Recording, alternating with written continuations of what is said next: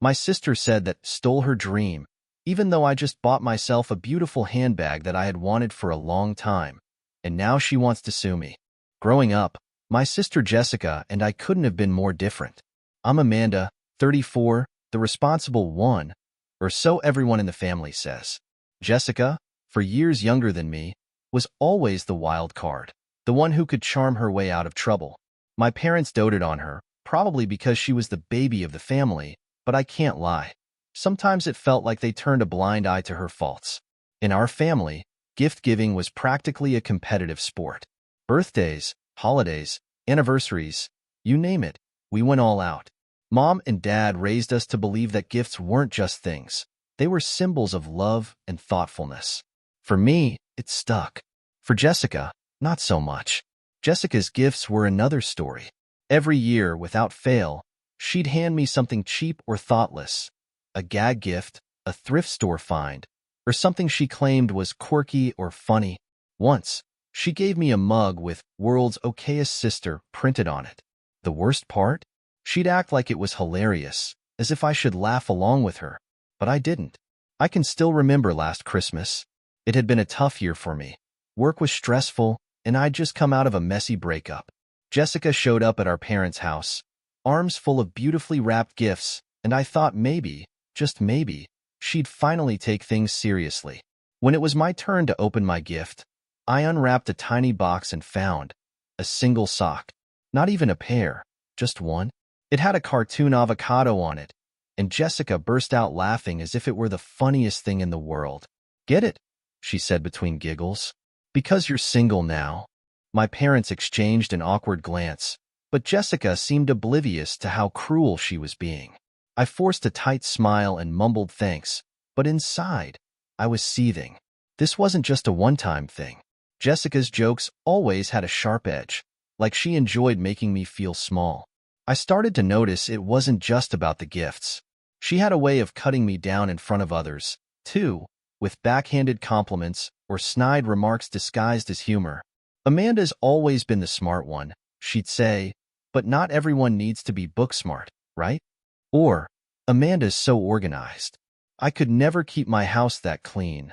Not that I'd want to live in a place that's sterile." Every time, I felt like she was taking little pieces of me and stomping on them. This year, though, I decided I wasn't going to let her get to me. My birthday was coming up, and I told myself I wouldn't set any expectations. If Jessica gave me another cheap gag gift, I'd laugh it off and let it go. I wouldn't give her the satisfaction of knowing she'd upset me. I'd moved on, or so I thought. But when the day came, Jessica somehow found a way to outdo herself. We were at a nice restaurant, just the two of us. Jessica had insisted on taking me out for a sister's night, and I thought maybe this was her way of making amends. The night started off okay.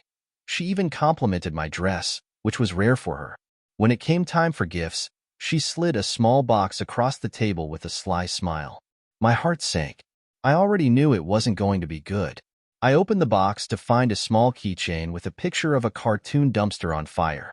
Underneath, it said, "Your 30s in a nutshell." Jessica howled with laughter, clapping her hands like she'd just delivered the joke of the century. I sat there, staring at the keychain, my face burning with humiliation. She had taken the time to customize a gift, not to make it special, but to make it hurt. I couldn't hold back anymore. I slammed the box shut and looked her dead in the eye. "Do you ever stop to think about how these jokes make me feel?" I asked. Jessica blinked, caught off guard. "Oh, come on, Amanda. Don't be so sensitive. It's just a joke," she said, rolling her eyes. "It's not funny," I shot back. "It's mean. And honestly, it feels like you go out of your way to embarrass me." For a moment, Jessica looked like she might apologize, but then her face hardened. "Maybe you're just too uptight to get it," she said, crossing her arms. "Not everything is about you." That was the breaking point for me. I paid the bill and left without saying another word. As I walked to my car, tears stung my eyes. I wasn't just hurt, I was angry. Angry at Jessica for being so thoughtless, angry at myself for putting up with it for so long, and angry at our parents for never calling her out on her behavior. I realized then that this wasn't just about gifts or jokes. It was about respect, and Jessica clearly had none for me. The next day, I decided to confront my parents about it. I called them and laid everything out. The years of thoughtless gifts, the cruel jokes, and how it made me feel. To my surprise, they didn't dismiss me. "We've noticed it too," my mom admitted quietly. "But we didn't know how to handle it without causing a rift." That was a hard pill to swallow. They'd seen it happening and said nothing. I felt a mix of relief and betrayal. Relief that I wasn't imagining things, but betrayal that they'd let it slide for so long. Jessica called me later that week, probably after hearing from Mom. Her tone was defensive from the start. "So, I guess you went crying to Mom and Dad," she said. "Real mature, Amanda." I took a deep breath. "This isn't about them," I said. "It's about us. I love you, Jess, but I can't keep pretending that the way you treat me is okay. It's hurtful, and it's not what sisters are supposed to do." Jessica was silent for a long moment. "I didn't realize it bothered you that much," she said finally, though her voice lacked sincerity. "I guess I'll try to tone it down." It wasn't the heartfelt apology I'd hoped for, but it was a start. Still, I knew I couldn't rely on Jessica to change overnight, or at all. From that moment on, I decided to set boundaries. If she gave me another thoughtless gift or made another cruel joke, I'd call her out on it immediately. I wouldn't let her off the hook just because she was my sister. For the first time in years, I felt like I had taken back some control. Jessica might never be the sister I wished she was, but at least I could stop letting her walk all over me. And maybe, just maybe, she'd start to see me as more than the punchline to her jokes. Only time would tell. I was still reeling from everything that had happened with Jessica when life threw me a curveball, though, for once, it was a good one. Work had been grueling over the past few months, with long hours, endless meetings, and constant deadlines.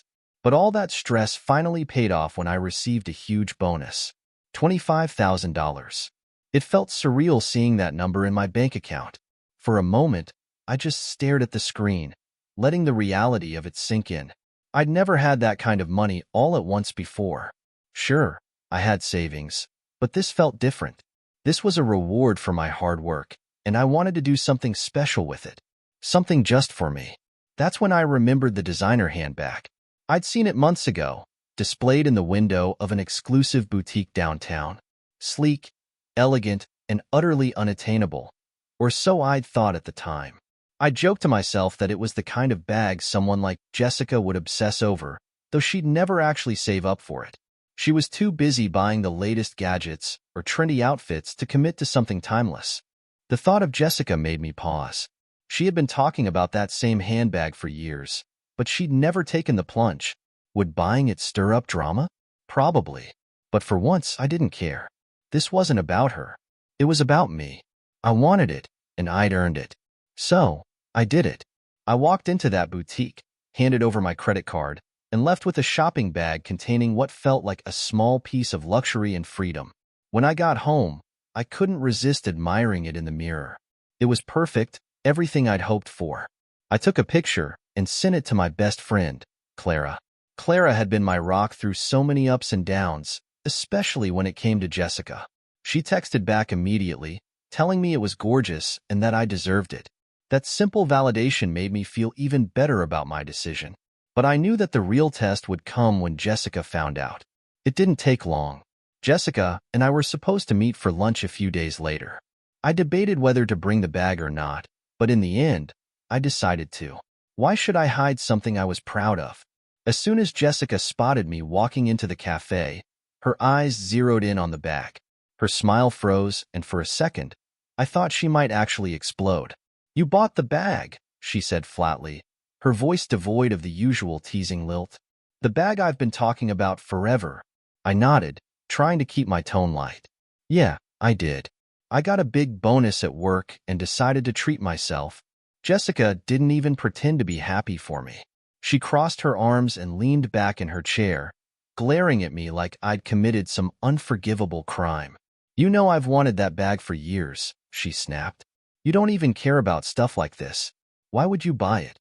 I took a deep breath, determined not to let her ruin this for me. Because I wanted it, and because I could afford it. "Jessica, it's just a bag. It's not like I stole it out from under you," Her face flushed red. You knew this would hurt me, Amanda. Admit it. You bought it just to rub it in my face. I couldn't believe what I was hearing. Are you serious right now? Do you hear yourself? This isn't about you, I said, louder than I intended. A few heads in the cafe turned our way, but I didn't care. For once, I did something for me. If you can't handle that, maybe you should take a hard look at yourself. Jessica's eyes filled with tears, and for a moment, I felt a pang of guilt. But then she grabbed her phone, muttering something about needing to leave, and stormed out. I sat there in stunned silence, unsure whether to feel triumphant or devastated. That evening, Clara called to check in. What's her problem? She asked after I recounted the story. It's a bag, Amanda. She needs to grow up. I laughed, though it felt hollow. Yeah, well, I doubt that's going to happen anytime soon. Clara suggested I block Jessica for a while, give myself some space, but that felt too extreme. Instead, I decided to let her cool off and focus on enjoying my new purchase. The next morning, I woke up to a flood of notifications. Jessica had posted a long, dramatic rant on social media, complete with a picture of the bag. Imagine your own sister betraying you like this, she wrote. Some people will do anything to one-up you, even if it means stealing your dream. The comments were a mix of sympathy for her and confusion about what she was even talking about. I felt a wave of anger rising in me, but I knew responding publicly would only escalate things. I called my mom instead, hoping she could talk some sense into Jessica. But to my shock, Mom seemed to side with her. You knew how much she wanted that bag, Amanda, she said, her tone heavy with disappointment. Couldn't you have picked something else? My jaw dropped. Are you kidding me? It's my money, Mom. I shouldn't have to run my purchases by Jessica. But she just sighed, clearly unwilling to get involved any further. By the end of the week, things had spiraled even further out of control. Jessica showed up at my apartment unannounced, her face a mask of fury. Give me the bag, she demanded, holding out her hand like I was supposed to just hand it over. I laughed, incredulous. Absolutely not. Are you out of your mind? She didn't back down. Fine, then I'm taking it. Before I could react, she lunged for the bag, which was sitting on the couch. We struggled for a moment, each of us gripping it tightly, until I finally managed to wrestle it away from her.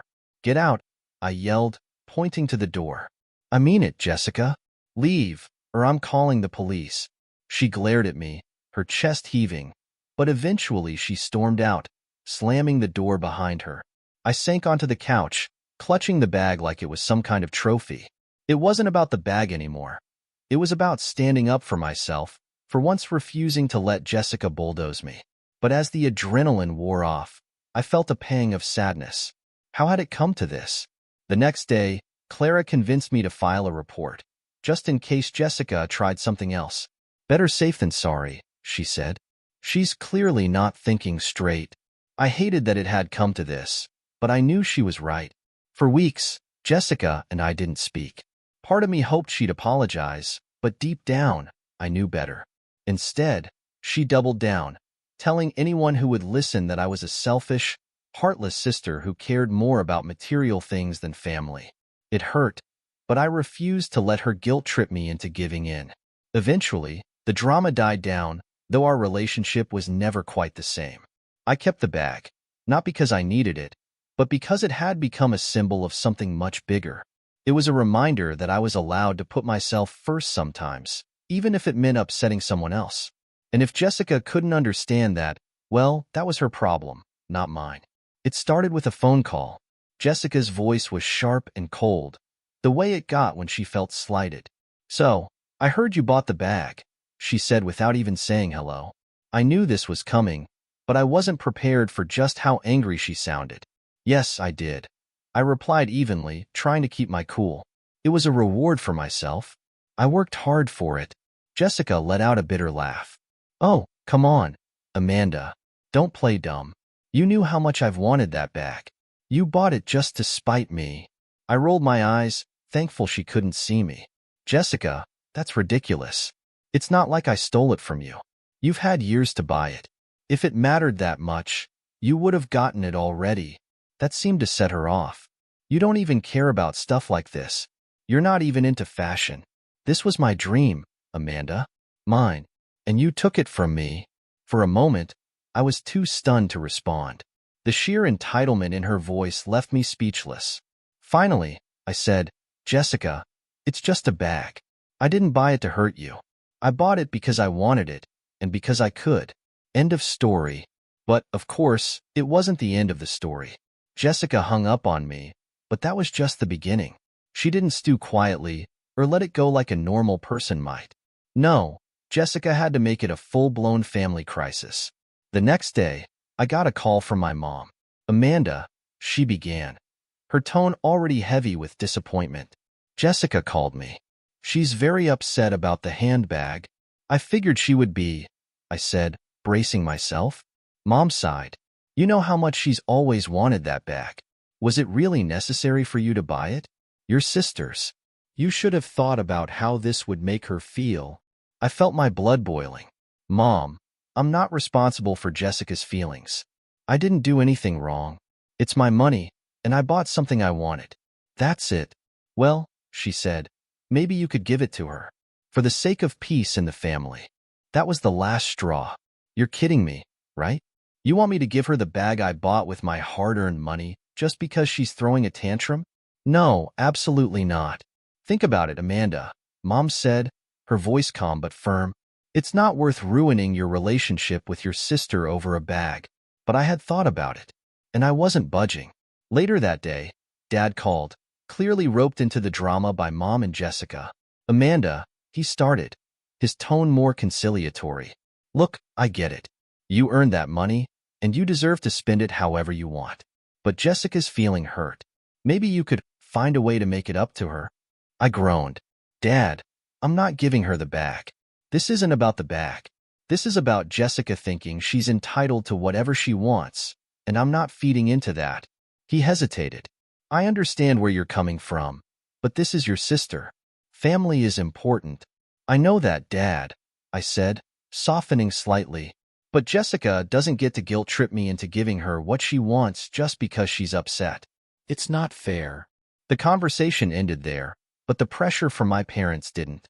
Over the next few days, they called me repeatedly, urging me to reconsider. Jessica, meanwhile, went on a social media rampage. She posted vague, passive-aggressive quotes about betrayal and selfishness, all but tagging me in them. Her friends, many of whom I didn't even know, started commenting things like, wow, who would do that to their own sister? And you deserve better, Jessica. Clara, as always, was my sounding board through it all. She's completely unhinged, Clara said one night as we sipped wine at her apartment. I mean, who turns a designer bag into a full-scale family feud?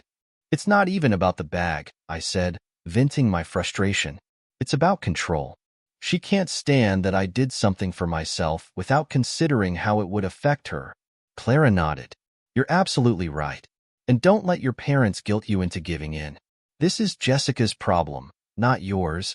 I knew Clara was right, but that didn't make it any easier. The tension with Jessica was bad enough, but the added pressure from my parents made it almost unbearable. I felt like I was being cast as the villain in a story where I'd done nothing wrong. Things came to a head at a family dinner the following weekend. I almost didn't go, but I didn't want to give Jessica the satisfaction of thinking she'd scared me off. As soon as I walked in, I could feel the tension.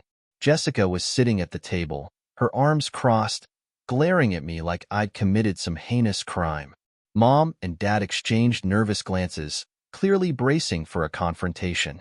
I sat down, determined to keep things civil, but Jessica wasted no time. So, Amanda, she said, her voice dripping with sarcasm. How's the handbag? I took a deep breath. It's great, Jessica. Thanks for asking. She scoffed. Must be nice to just take whatever you want without thinking about anyone else. I didn't take anything from you, I said, keeping my tone calm. I bought something with my own money. You're the one making this into a bigger deal than it needs to be. Jessica turned to our parents, her voice rising. Do you hear this? She doesn't even care. She knows how much that bag meant to me, and she doesn't even care. Mom put a hand on Jessica's arm, trying to calm her down. Let's not do this here, she said softly. But Jessica wasn't having it. No, Mom, she needs to hear this, Jessica said, her voice shaking with anger. You're selfish, Amanda. You've always been selfish. You think you're better than everyone else just because you've got a good job and money. That hit a nerve. You know what, Jessica? I'm done. I'm done apologizing for my success, and I'm done letting you make me feel guilty for doing something for myself. If you can't handle that, that's your problem, not mine. The room went silent. Jessica looked like she might cry, but I didn't care. I'd had enough. After dinner, my parents pulled me aside. Did you really have to say that? Mom asked, her voice full of disappointment. Yes, Mom, I did, I said firmly. Jessica needs to hear it. And so do you. I'm not giving her the bag, and I'm not going to let her bully me into thinking I'm the bad guy here. For once, they didn't argue. I think they realized there was nothing more they could say to change my mind. That night, I went home feeling both exhausted and strangely liberated. The drama wasn't over. I knew Jessica would keep stirring the pot, but I felt like I'd finally stood my ground. For the first time in a long time, I felt like I had control over my own life. And that was worth more than any handbag. The morning started like any other. I had my coffee, checked my emails, and then, out of habit, opened Instagram. That's when I saw it. Jessica had posted a picture of herself, looking forlorn and dramatic, sitting on the edge of her bed. The caption read, "When your own sister ruins your dream, but life goes on. Hashtag family betrayal, hashtag dream stolen." My stomach dropped. I immediately knew this was about the bag. I clicked on the comments, and sure enough, her friends and followers were rallying around her. Messages like, "I can't believe she would do that to you," and "You deserve better," Jessica flooded the post. A few even tagged me, demanding an explanation. It felt like I'd been sucker punched. I called Clara right away. "You're not going to believe this," I said, my voice shaking. Jessica just went full-blown drama queen on Instagram. "She's airing our dirty laundry to all her followers." Clara groaned. "What is wrong with her?" "It's a handbag, Amanda. A handbag. Normal people don't act like this." I was too furious to think clearly. What do I even do? Do I respond? Ignore it? "Definitely don't respond," Clara said firmly. "That's exactly what she wants. She's trying to drag you into a public fight so she can play the victim." I knew she was right, but that didn't make it any easier to swallow. The post stayed with me all day, gnawing at the edges of my mind. By evening, Jessica had upped the ante. She posted a video, complete with sad music in the background, explaining how I had stolen her dream by buying the handbag she'd been saving for.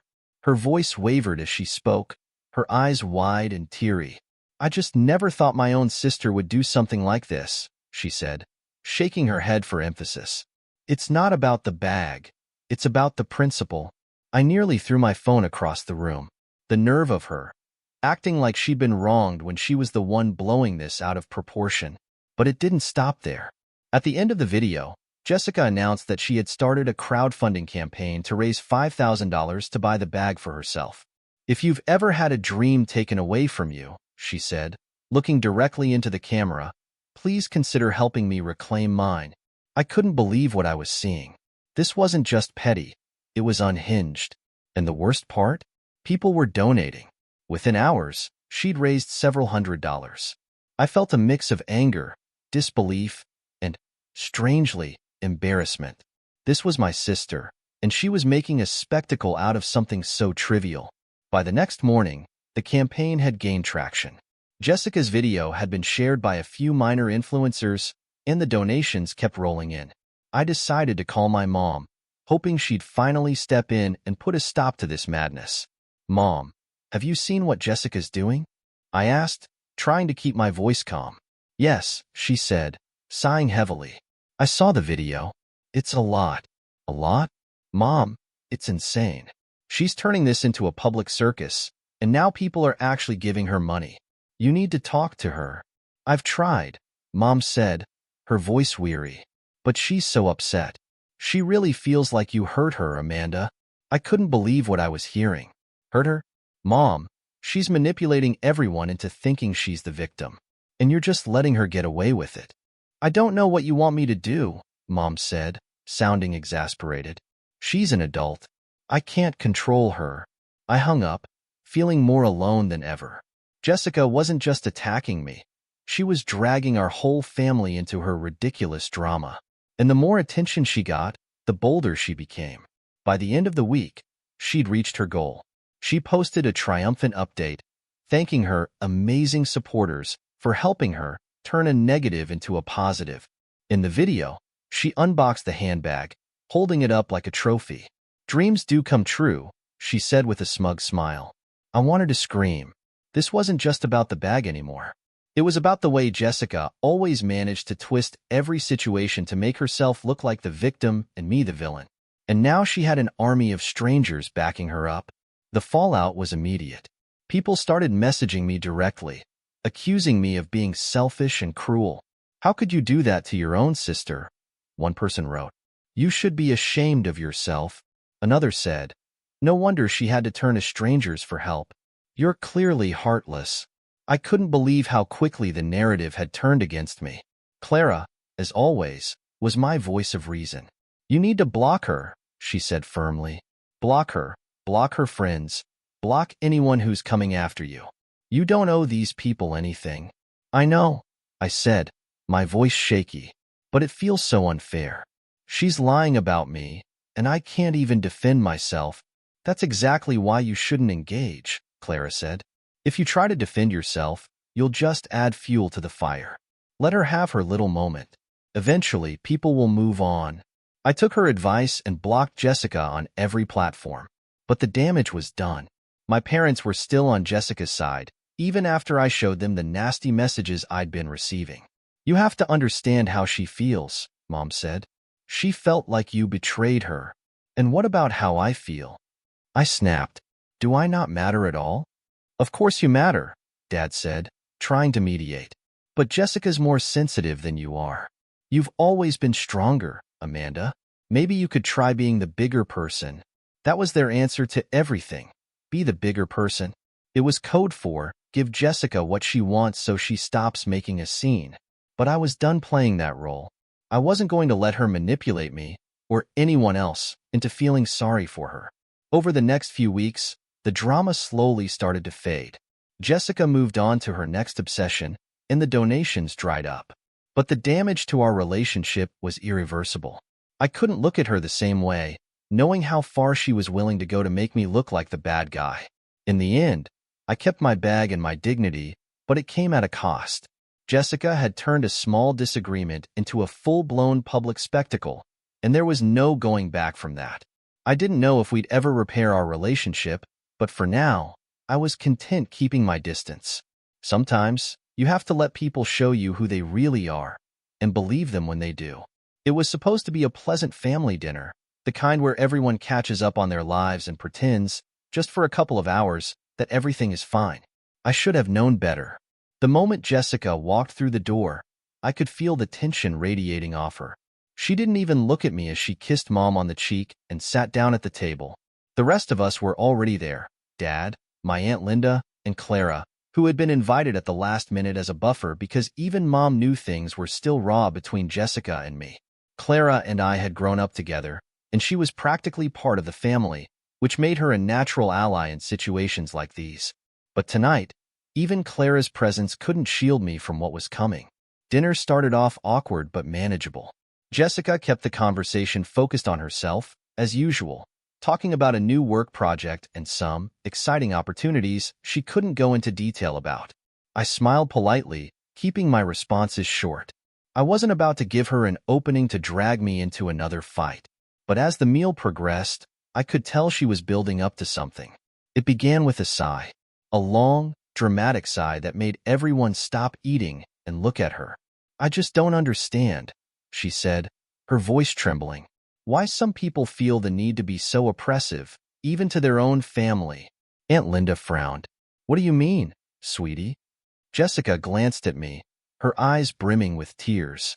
"I mean Amanda," she said, her voice cracking. "She's always been so controlling. It's like she gets some kind of satisfaction out of making me feel small." I blinked, stunned. "What are you talking about, Jessica?" "Oh, don't act like you don't know," She shot back, her voice rising. You've been trying to one-up me for years. And now, with the bag, you've gone too far. You knew how much I wanted it, but you just had to buy it first. You always have to be the one on top. I could feel everyone's eyes on me, waiting for my response. My heart was pounding, but I forced myself to stay calm. Jessica, I said evenly, this isn't about the bag. This is about you refusing to accept that I'm allowed to do things for myself without considering how they affect you. She scoffed. That's rich, coming from you. Do you even know how much you've hurt me? How many times you've made me feel like I don't matter? I stared at her, incredulous. Jessica, I've spent years bending over backward to make you feel special. Do you want to talk about who doesn't matter? Let's talk about gifts. Over the years, I've bought you a $300 bracelet, a $500 limited edition art print, and countless other thoughtful things. And what have I gotten in return? Mugs. $10 mugs with stupid slogans on them. Like World's Okayest Sister. Do you have any idea how that made me feel? The room went silent. Mom and Dad exchanged uncomfortable glances, and Aunt Linda looked like she wanted to disappear into her chair. Even Clara seemed unsure of what to say. But Jessica wasn't done. Those gifts were supposed to be funny, she said defensively. You're the one who always takes everything so seriously. No, Jessica, I said, my voice firm. They were thoughtless. And they were part of a pattern. You've spent years belittling me, whether it's with your so-called jokes or your constant need to make everything about you. And now, because I finally did something for myself, you're trying to turn the whole family against me? That's not true, she cried, tears streaming down her face now.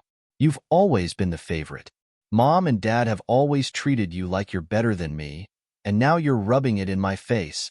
Jessica, stop, Dad said, his voice uncharacteristically stern. That's enough. She turned to him, her face crumpling. You're taking her side, aren't you? You always take her side. No one's taking sides, Mom said quickly, her tone placating. We're just trying to have a nice dinner. Well, that's impossible, Jessica snapped, grabbing her purse. Not with Amanda here. Before anyone could stop her, she stormed out, slamming the door behind her. The silence that followed was deafening. I could feel the weight of everyone's judgment, even though no one said a word. I'm sorry, I said finally, standing up. I didn't mean for this to happen. It's not your fault, honey, Aunt Linda said gently. Jessica's always been sensitive. Sensitive? Clara said, her voice dripping with sarcasm. She's manipulative. And you all let her get away with it. Clara, Mom said sharply, that's enough. No, it's not, Clara shot back. Amanda's spent her whole life putting up with Jessica's tantrums, and now you're blaming her for standing up for herself?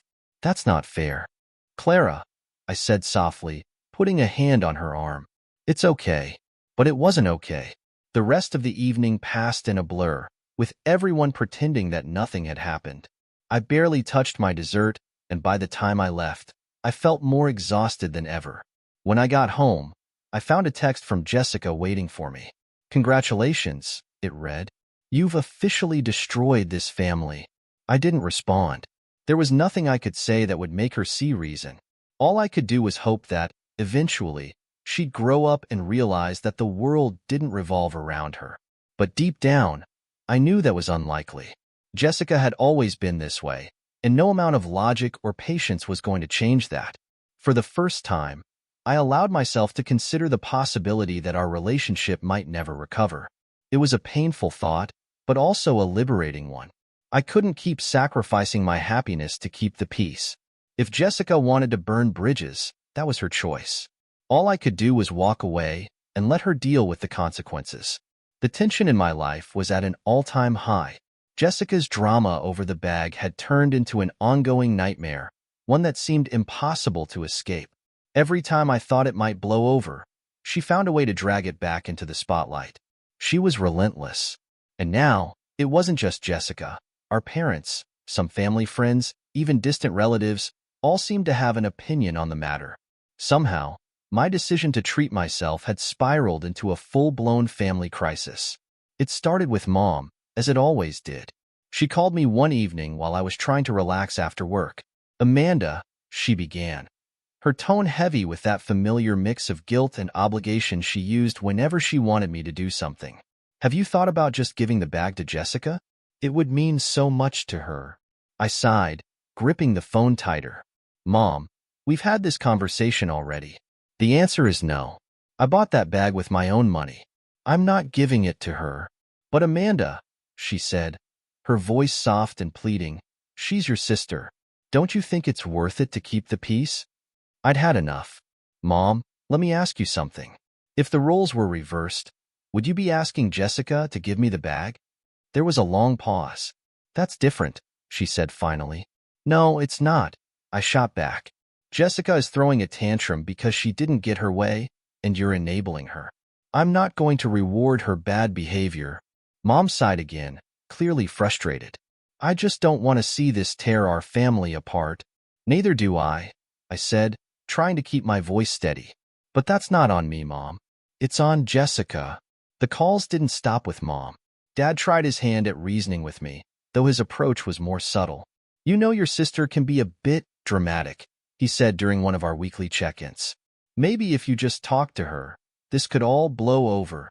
"Dad, I've tried talking to her," I said. "She doesn't want to listen. She just wants to get her way." He hesitated. "I understand that, but don't you think there's room for compromise? Maybe you could." "No, Dad," I interrupted, cutting him off before he could finish. "There's no compromise here. I'm not giving her the bag, and I'm not apologizing for buying it. This isn't about the bag anymore. It's about her refusing to respect my boundaries." Dad didn't push the issue further, but I could tell he wasn't happy. The disappointment in his voice was hard to ignore, but I knew I couldn't give in. Giving in would only reinforce Jessica's belief that she could manipulate everyone around her to get what she wanted. Things escalated when Jessica started roping in family friends. One day, I got a call from Linda, a friend of Mom's who had known us since we were kids. "Hi, Amanda," she said brightly, though her tone quickly turned serious. "I heard about what's been going on with you and Jessica. I just wanted to say that family is so important, and sometimes it's worth making sacrifices to keep everyone happy." I felt my jaw clench. "Linda, I appreciate your concern, but this is between me and Jessica. It's not your place to get involved." I know, she said quickly, clearly flustered. "I just hate to see you two at odds. Maybe if you—" "I'm sorry, Linda," I said, cutting her off. "But I'm not going to discuss this with you." I hung up before she could say anything else. It wasn't the first call like that, and I doubted it would be the last. Jessica had a way of spinning the narrative to make herself look like the victim, and people bought into it without bothering to hear my side of the story. The final straw came when I discovered that Jessica had started messaging some of my friends on social media, trying to recruit them to her side. Clara called me one night, furious. "You won't believe this," she said. "Jessica messaged me, asking if I'd talk to you about the bag. She said she just wants to mend things, but that you're being stubborn and unreasonable." I groaned, running a hand through my hair. "I can't believe she's dragging you into this." "She didn't stop there," Clara said. "She messaged a bunch of other people too. Rachel, Sarah, even Megan, and you know Megan doesn't even like her." This was too much. Jessica had crossed a line.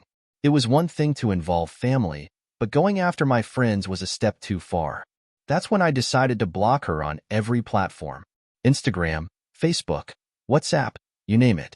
If she wanted to keep spreading her sob story, she'd have to do it without access to me or my life. When Jessica realized what I'd done, she lost it. She called me repeatedly, leaving voicemail after voicemail, alternating between angry rants and tearful pleas. "You're shutting me out," she cried in one message. "How could you do this to your own sister?" I didn't respond. I couldn't. Engaging with her would only drag me further into her web of manipulation. Instead, I focused on building my boundaries and protecting my peace. It wasn't easy, especially with Mom and Dad constantly pressuring me to make things right, but I knew I had to stand firm. One evening, Clara came over with a bottle of wine. "You're handling this better than I would," she said as we sat on my couch. "If it were me, I'd have lost my mind by now." "I'm not sure I haven't," I admitted, laughing despite myself. But I can't let her win. If I give in now, she'll just keep doing this every time she doesn't get her way. Clara nodded. Good for you. But if she shows up at your door with a megaphone, let me know. I'll handle her. I laughed again, grateful for her support. It was moments like these that reminded me why I needed to stay strong. Jessica's behavior wasn't just about the bag, it was about control. And for the first time in my life, I was refusing to let her have it. The weeks that followed were tough. Jessica continued to spread her narrative, painting me as the cold, unfeeling sister who cared more about material things than family. But I stopped caring. I stopped listening.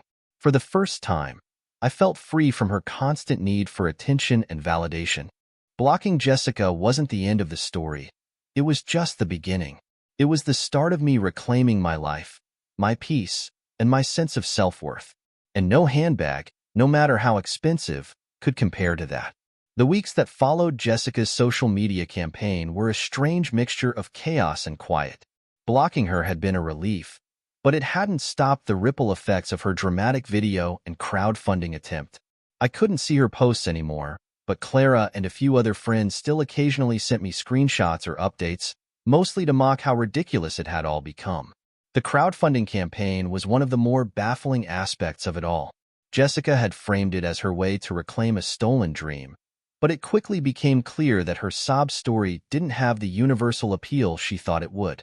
The campaign had a flashy launch, complete with a tear-filled Instagram video and a link in her bio, but the donations trickled in slowly. At first, a few of her friends chipped in. There were $5 and $10 contributions with messages like, "You deserve this, Jessica," and "Don't let anyone hold you back." But the momentum didn't last. Within a week, she had raised just $800, far from the $5,000 she needed. It was obvious her supporters were losing interest. I could only imagine how frustrated she must have been, watching the numbers stagnate. Clara summed it up perfectly one night over wine. Who the hell donates to someone's handbag fund? It's the most entitled thing I've ever heard. Jessica, predictably, refused to admit defeat. A few days later, I heard through the grapevine that she'd purchased a knockoff version of the bag. Megan, one of my acquaintances who still followed Jessica on Instagram, texted me a screenshot of Jessica's post. The caption read, "Sometimes you have to take control of your own destiny. It's not about the label, it's about the dream." I laughed out loud when I saw it. Jessica posing with a fake handbag and pretending it was some grand statement of empowerment was just too much. Clara couldn't stop laughing either when I showed her.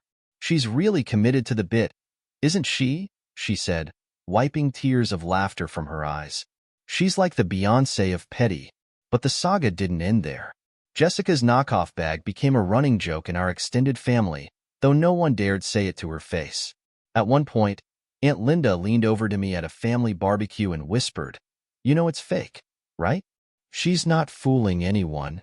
Even Mom, who had initially defended Jessica, admitted in a rare moment of honesty, "I wish she'd just let it go. This whole thing has gotten out of hand." What surprised me most was that Jessica eventually did save up and buy the real bag.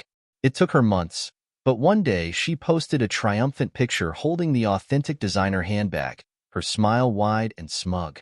"Dreams realized," the caption read. I rolled my eyes when I saw it. It wasn't about the bag anymore. It was about Jessica proving, to herself or to others, that she could have what I had. The funny thing was, by then, I barely cared. The drama over the bag had consumed so much of my energy that I'd started distancing myself from it entirely. Jessica could have her dream bag, her fake victories, and her performative posts. None of it mattered to me anymore. What did matter, surprisingly, was how my family's behavior started to shift. Slowly but noticeably, things began to change. It wasn't overnight, but over the next several months, I noticed small differences in the way they treated me. For one, the constant pressure to appease Jessica stopped. Mom stopped calling me to mediate between us, and Dad, while still reserved, seemed more understanding when we spoke. It wasn't just my parents either. My birthday rolled around, and for the first time in years, the gifts I received felt thoughtful and genuine. Clara gave me a beautifully bound journal with a heartfelt note tucked inside. Mom and Dad surprised me with a spade package, something they knew I'd love but would never splurge on for myself. Even Aunt Linda chipped in with a gorgeous silk scarf. And then there was Jessica. Her gift arrived late, as usual. It was a small, neatly wrapped package with a card that simply read, "For Amanda." Inside was a pair of silver earrings, nothing extravagant, but tasteful and clearly chosen with care. I didn't know what to make of it. Was it an olive branch? An attempt to move forward? I wasn't sure, and I didn't ask. Our relationship remained strained. We still saw each other at family gatherings, but the easy, if superficial, camaraderie we'd once had was gone. Our conversations were polite but distant, like two acquaintances forced to share a table at a dinner party. I didn't miss the closeness, though, because I knew now that it had always been one-sided. Jessica had taken up so much space in my life, demanding attention and validation, that I hadn't realized how much better I felt without her constant presence. Clara, ever the realist, summed it up best one night. "She's not going to change, Amanda. She might pretend to, or she might even believe she has, but deep down, she'll always be Jessica. You've got to decide how much of that you're willing to deal with." I knew she was right. Jessica wasn't going to wake up one day and suddenly become the sister I'd always hoped for. And that was okay. For the first time, I felt at peace with the idea of loving her from a distance. I didn't need to fix her, or even forgive her completely. I just needed to set boundaries and stick to them. The fallout from the handbag drama had been exhausting, but it had also been a turning point. It forced me to reevaluate my relationships, not just with Jessica, but with my entire family. And while things weren't perfect, they were better. I was better. I had learned how to stand up for myself, how to say no, and how to let go of the guilt that had kept me tethered to Jessica's chaos for so long. As for the bag, it sat in my closet, a reminder of everything I'd been through. I didn't use it often. It felt too symbolic, too loaded. But when I did, I carried it with pride.